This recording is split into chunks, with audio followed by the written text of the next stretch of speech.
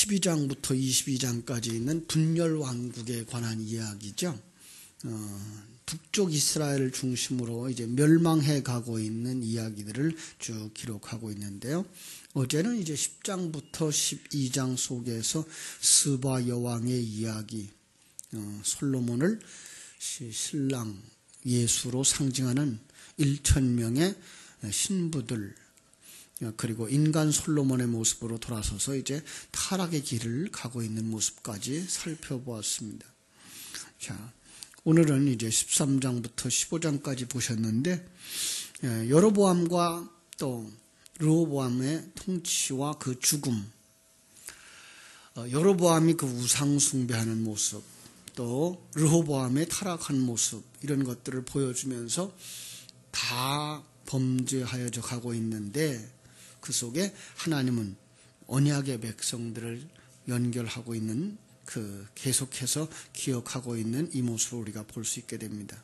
14장에서 우리가 본 것은 바로 이제 하나님의 징계와 회개하지 못하는 여로보암의 모습입니다.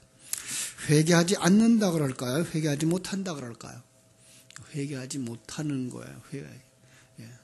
왜냐하면 그냥 그 죄 속에 빠져 있기 때문에 하나님의 경고의 말씀이 그의 심령 속 깊이 들어가지를 않는 거예요. 이 부분이에요. 결국은 그는 버림받는 자의 대표자가 되는 것이죠. 그렇습니다. 1절부터 10절까지 보면 우상숭배가 얼마나 무서운 죄인가를 경고하죠. 그래서 하나님이 한 선지자를, 이제 하나님의 사람이죠, 유다에서부터 베델로 보내요. 그래서 2절로 3절에 보면 이제 하나님의 말씀이 300년 후에나 일어날 그런 일을 예언하면서 거기에 대한 징표로다가 제단이 무너지고 이런 이야기죠. 그래서 참 하나님의 사람을 통해서 자기와 자기 나라를 세우려고 하는 그 생각을 가지고 또 이제 하나님의 사람을 이제 유혹하려고 하죠. 그러나 그는 거절하고 떠나지만 11절로 34절에 보면은 늙은 선지자, 다른 늙은 선지자가 이 사건의 소식을 듣고 쫓아와서 자기 집으로 초청해 가요. 자, 여기서 우리는 그 늙은 선지자와 하나님의 사람을 우리가 살펴볼 수가 있습니다. 늙은 선지자, 어떤 사람일까요? 많은 사람들은 그가 거짓 선지자는 아니었을 거다라고 말을 해요. 그런데 제 눈에는 거짓 선지자로 보이는 것은, 왜냐하면 역대하 11장 13절로 15절에 보면 그 당시에 북쪽 이스라엘과 여로보암이 우상 숭배하고 있는 모습을 보면서 제사장, 레위 사람들이 다 남쪽으로 내려가거든요. 결국은 남쪽은 이제 어떤 면에서 새 사람, 북쪽은 옛사람, 이 그림을 그려주고 있기 때문에 옛사람에게 속하였지 않은 자들은 다 새사람 속으로 내려가는데, 거기 옛사람의 영역에 속해 있는 늙은 선지자가 이렇게 남아있는 모습을 보는 거죠. 그는 형식을은 다 갖추고 있어요. 그런데 그의 속셈이나 그가 가진 메시지는 하나님의 것이 아니었다라는 거죠. 그렇습니다. 거짓 선지자가 되겠죠. 거짓 선지자라 그래서 거짓말을 하는 것이 아니라, 오늘 우리가 이제 성경 전체적인 안목에서 보면 그 그릇에, 진리를 담은 그릇의 겉모습만 보는 자들, 율법만 보는 자들, 시간과 공간 세계에서 일어나는 그 일만 보고 이야기하는 자들을 거짓 선지자라고 말하는 거예요. 그 그릇에 담겨진 진리를 말하는 자들, 그들이 참 선지자인 거죠. 그런 면에서 우리가 여기서 이제 거짓 선지자의 모습을 볼 수가 있습니다. 그런데 그에게 빠져들어가요. 그에게 빠져들어가서 그가 주는 떡을 먹고 그가 주는 물을 마셔요. 자, 그러면 뭐가 되죠? 그가 돼버리는 거예요. 여기서 떡과 물은 뭘 상징해요? 바로 중요한 얘기예요. 하나님의 사람들이 하나님의 영역에서 주는 떡과 물은 바로 예수 그리스도의 살과 피를 의미하고 진리를 의미하는 것이며, 반대로 세상 속에 속한 자들이 주는 떡과 물은 바로 세상의 속성인 거예요. 결국은 그는 어떻게 되는 거예요? 세상에 빠져버렸다는 거죠. 세상에 빠져버린 결과가 뭐예요? 죽는다예요. 그래서 그는 사자에게 찢겨 죽는 모습으로 돌아가고 있는 것을 보게 되는 것입니다. 우리는 어떤 물을 먹어야 되며 어떤 떡을 먹어야 될 것인가 골라야 돼요. 어린아이들에게 그러죠. 골고루 먹어라, 편식하지 말아라. 성도들은 골고루 먹으면 안 돼요. 편식해야 돼요. 하나님 주는 것만 먹어야지 세상이 주는 것들도 같이 먹어버리면 이거는 망하는 겁니다. 우리는 그리로 가서는 결코 안 되는 거죠. 자, 14장에 보면은 두 왕의 통치 그리고 그 죽음의 이야기가 이렇게 펼쳐집니다. 1장부터 20절에서 여로보암의 통치와 그의 죽음, 그리고 21장에서부터 31장까지가 르호보암의 통치와 그의 죽음, 이렇게 구분되어져 있는데요. 여로보암의 어떻게 됩니까? 솔로몬이 죽은 후에 왕국을 르호보암이 통치하는 남쪽과 북쪽은 뭐예요? 여로보암이 10지파를 가지고 큰 나라를 이루었죠. 그런데도 불구하고 하나님은 그에게 경고를 하여, 그렇지만 경고하고 징계해도 그는 회개하지 않고 계속 범죄하는 그에게 하나님이 어떤 재앙을 주시는가, 그거를 그냥 이제 아들 아비야가 병들게 해서 경고하시는 거죠. 그런데도 불구하고 여전히 회개하지 아니하고 인간의 수단과 방법을 다 동원하고 있는 모습들, 자기 아내를 변장시켜서 자기가 왕 될 걸 예언해 주었던 선지자 아히야에게 보내요. 그래서 묻게 하는데 하나님은 아히야를 통해서 그들을 이제 책망하죠. 그것이 이제 6절로 9절에서 나온 우상 숭배하고 있는 여로보암을 책망하는 거예요. 그렇습니다. 우상 숭배. 구약에는 이런 형상적인 모습 앞에서 우상 숭배를 말하죠. 그런데 진정한 우상 숭배는 뭐야? 자기를 위하여 신을 사용하는 거, 이게가 우상 숭배예요. 결국은 이 땅에 살아가고 있는 오늘 우리들도 나를 위하여 어떤 존재를 존재케 하고자 한다면 그가 아직도 우상 숭배자인 거죠. 그건 책망을 들을 자고, 그러죠. 그대로 가면 망하는 것입니다.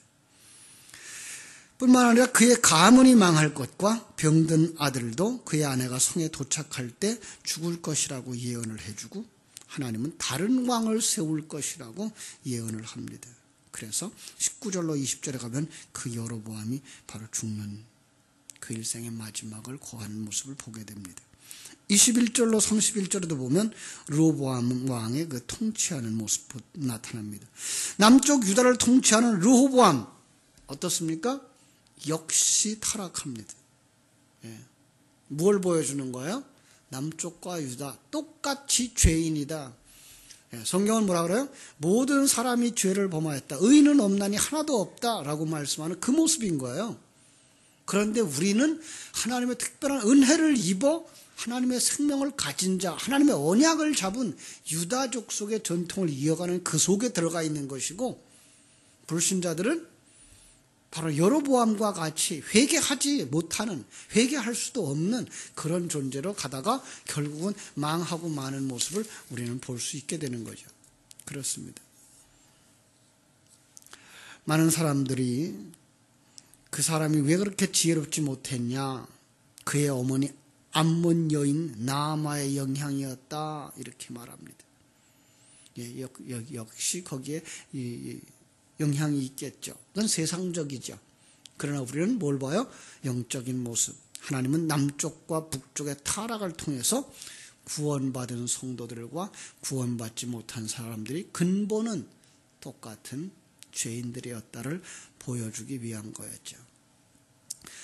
사역, 그 초기 사역에 대해서는 역대하 11장 5절부터 12장 1절에 기록되어져 있는데, 남쪽, 북쪽의 그 남북이 분열되어지는 그 이유를 솔로몬의 타락, 우상숭배에 대한 하나님의 심판인 것을 깨닫고 율법을 준수하고, 그 북쪽에서 내려온 제사장들, 레위인들, 경건한 이스라엘들을 통해서 그 남쪽 유다는 아주 강성해지죠. 그러나 역대하 12장 1절에서 그런 말씀이 있어요. 그 나라가 부흥되어지자 여호와의 율법을 버렸고 타락하고 있는 모습입니다. 세상적이죠. 하나님은 애굽 왕 시삭을 들어서 르호보암을 징계합니다. 하나님의 백성은요, 그 징계 속에서 어떻게 되죠? 회개하게 되죠. 그죠? 그래서 완전히 멸하지 않고 회개하도록 경고하시는 모습을 볼 수가 있습니다. 결국은 시삭은 솔로몬이 만들었던 금으로 만든 성전 기구들을 다 빼앗아 가고, 이제 르호보암은 금 그릇 대신에 뭘로 만들죠? 방패를 노수로 만들어요. 그럼 노수를 볼 때마다 노수 뭘 상징하는 거예요? 심판을 상징하는 거예요.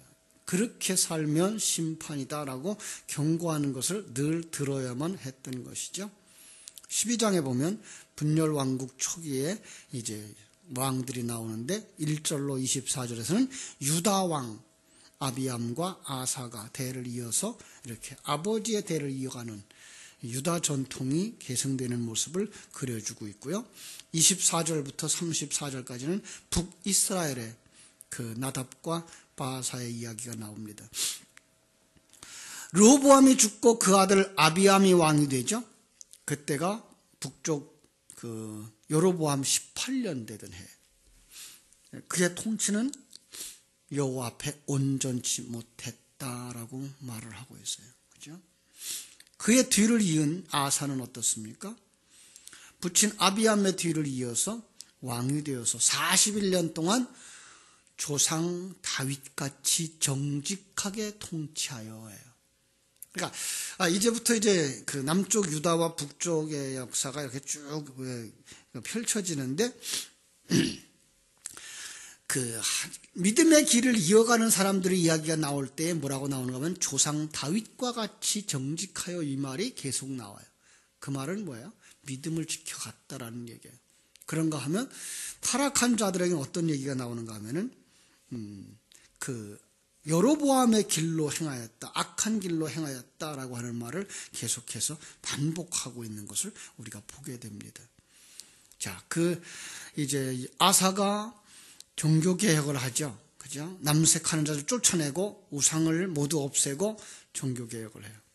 할머니 마가가 우상 만드는 사람이라 태후의 자리에서 물러나게 하고 우상을 찍어서 기드론 시내가에 불살르고, 그리고 그는 건강한 나라를 세워갑니다. 그런데 그 마음의 중심이 아직도 보이는 것만 바라봅니다. 그래서 전쟁이 일어났을 때 하나님을 의지하지 아니하고 누구를 의지하죠? 이제 아람 왕을 의지하게 되죠. 역대하 16장 7절로 10절에 보면 하나님을 의지하지 않고 아람 왕을 의지했다고 하나님은 책망하는 모습을 볼 수가 있습니다. 북쪽 이스라엘은 어땠을까요? 그 여로보암의 왕의 그 행사를 답습한다 이런 말이에요. 나오고, 그리고 거기는 남쪽 유다는 아버지와 아들과 손자로 이렇게 대를 이어서 유다의 전통이 계승되어져 가지만 북쪽은 이제 전쟁을 통해서 왕조가 바뀌어요. 그런 모습입니다. 참 반역하는 자들이 일어나서 전 왕조를 몰락시키고 무력과 살육에 의한 왕조가 교체되는 모습을 우리가 보여주고 있습니다. 자, 이렇게 이제 오늘 말씀을 살펴보면서 우리는 어떠한 계통을 가지고 있는 사람인가? 우리 속에 바로 이 둘이 다 있다는 거 잊지 마십시오. 우리는 옛사람 그리고 새사람을 가진 사람들. 그 두 사이에 항상 전쟁이 있었더라 하는 말씀. 우리 속에 일어나는 전쟁입니다. 요한계시록에 가면 그게 영적인 큰 환란들과 전쟁들입니다. 그건 바로 우리 속에 일어나는 옛사람과 새사람의 전쟁인데, 여러분 왜 이 새벽에 나옵니까? 새사람에게 양식을 주려고, 새사람에게 힘을 주려고. 그래야 새사람이 이겨요. 그냥 저녁에 텔레비전 앞에서 세상 이야기 보고 세상 이야기 생각하다 보면 옛사람이 살찌거든요. 그거 벗어버리기 위해서 우리는 속사람에게 양식을 주기 위해서 이 새벽을 깨우는 것입니다. 안 나오셔도 괜찮아요. 그런데 꼭 하셔야 되는 것, 그 여호와의 율법, 그 율법 안에 담겨진 진리를 주야로 묵상하셔서 여러분 속에 새 사람, 바로 자기를 부인하고 자기 십자가를 지고 하나님의 은혜를 따라서 하나님의 사람, 아들로 태어나고 그리스도의 신부로, 그리스도의 의를 덧입은 신부로 서고 하나님의 성령을 안고 있는 바로 성전으로 완성되어져 가는 성도들이 되셔야 합니다. 오늘 이 말씀을 오늘 하루토록 묵상하면서 여러분 속사람이 성공하게 되기를 주님의 이름으로 축원합니다. 기도하겠습니다. 아버지 우리 하나님, 크신 은혜와 사랑을 감사합니다. 오늘도 주신 말씀처럼 이렇게 하나님의 징계와 회개하지 못하는 여로보암의 모습, 그게 내 속에 있는 옛사람이라고 하는 사실을 다시 한번 보면서 이대로 살면 망한데라는 것들을 깨달아 알 수 있는 지혜를 주시옵소서. 어떻게 승리할 수 있는가? 바로 우리에게, 새 사람에게 어떤 양식을 주어서 먹게 할 것인가를 묵상하는 것입니다. 옛사람을 살찌우게 하지 마시고 속사람을 살찌워 속사람으로 하여금 승리하게 하시고 옛사람을 벗어버리고 아들로 태어나고 그리스도의 신부로 완성되어지고 하나님의 성전으로 완성되어질 때까지 주의 말씀을 주야로 묵상하는 복된 성도들이 다 되게 하여 주시옵소서. 예수님의 이름으로 기도하옵나이다. 아멘. 하늘에 계신 우리